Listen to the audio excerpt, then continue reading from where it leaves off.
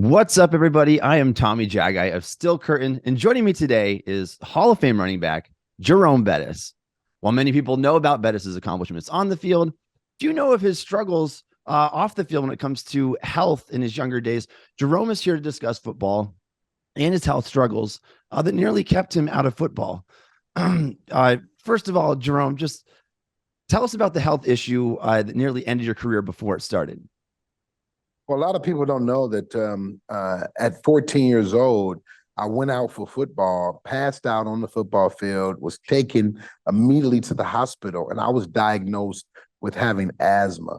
And at that point, I thought my football career was over for sure. But my mom and dad and the doctors assured me that I could continue to play football if I wanted to, as long as I managed my asthma. And so for me, that was so important that I managed my asthma, that I was conscious about my environment, what I was inhaling in terms of my air quality. So it just made a great fit for me to work with AirServe, a neighborly company.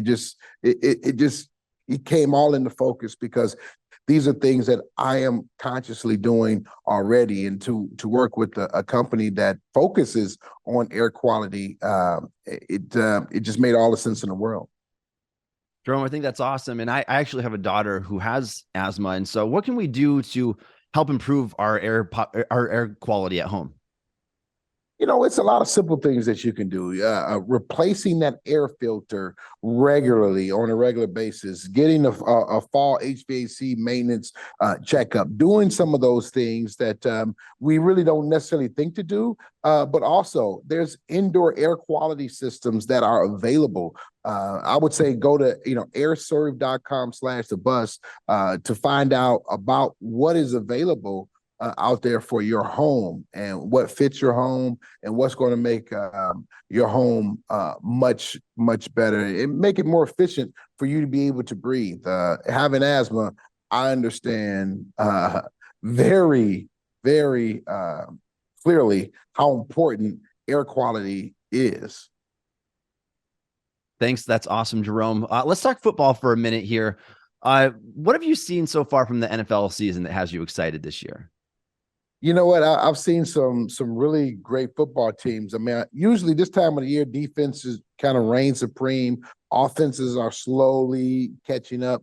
But to look at a team like the Miami Dolphins, you're saying, wow, to score 70 points. I mean, this offense is cooking right now. You don't know if they're still has a chance to be better, or are they primed up right now? This is a special football team, and it's going to take a lot for defenses to figure out how to stop this football team, because they can put up points in a hurry. They've got probably the fastest roster in the NFL. So it's just a great time to be an NFL fan. You've got a team like the Eagles, which changed offensive defensive coordinators, and they're still winning football games, and to think that they've got a lot of developing and getting better, but they're still undefeated already. So you've got some really fun teams to watch this year.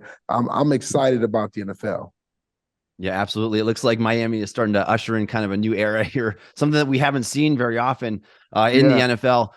Jerome, something that has kind of changed over the years is running backs they seem to be wearing down faster these days. I mean, you played 13 years and you carried the ball over 3,400 times. Why do you think that running backs are wearing down faster now and not getting as long of a career? I don't think it's the situation of them wearing down faster. I think what's happening is, and it started in college, because in colleges they started to go for smaller running backs because they wanted to have these passing offenses. There's only about 5 or 6 schools in college football that still wants a 220-pound running back. I mean, if you look at Georgia, you look at Alabama, you look at maybe a Clemson, Arkansas, maybe a Wisconsin, Ohio State, maybe Michigan. Outside of those schools, you're going to get very small running backs. And so as a result, they're not available in the NFL because the NFL offenses hasn't changed and adapted to what the college game has. So now you've got to go with multiple running backs because you can't find one running back to do everything. You've got to find multiple running backs that can do specific things that you need done. Jerome, let's talk about your playing career here for a second. Who is the best offensive lineman that you've ever played with? Oh my goodness, the best offensive line. I played with some great ones. Jackie Slater when I was with the Rams, he was amazing. Damani Dawson, the incredible center. I've had some really great offensive linemen throughout the years. So for me to say one, I'll say Damani Dawson because he kind of revolutionized the center position. He was one of the first centers to pull. He pulled out in front of me on a run play. I never forget when I got there. I was like, wow, this is the center pulling. So to do something like that he really changed the game. Jerome, let's talk about the current Steelers for a second right now. How do you feel about this current Steelers roster? Are they going anywhere this year? You know what? The defense is amazing.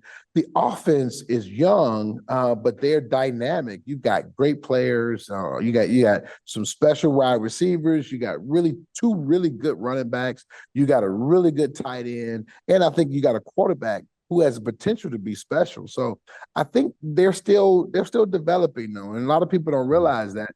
You got a quarterback that this is not his 16th game in terms of his rookie season that he's gotten through yet. So once he gets 16 games under his belt, then you say, hey, this is year 2 for him. So he still hasn't gotten there yet. So I'm excited to see what this team can be, but I still think it's a process. They're still developing. Jerome, I got one more here for you. We talked about those running backs for a second.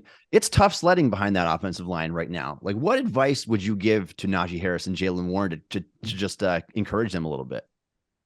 I would just tell them that they have to continue to be physical and run downhill behind your pads because right now it doesn't seem like it's a lot there, and it doesn't seem like, but you got to hit it up in there because those 2 and 3 yard gains become 6 and 7 yard, 10-yard runs late in the third and the fourth quarter. So just stay with your read.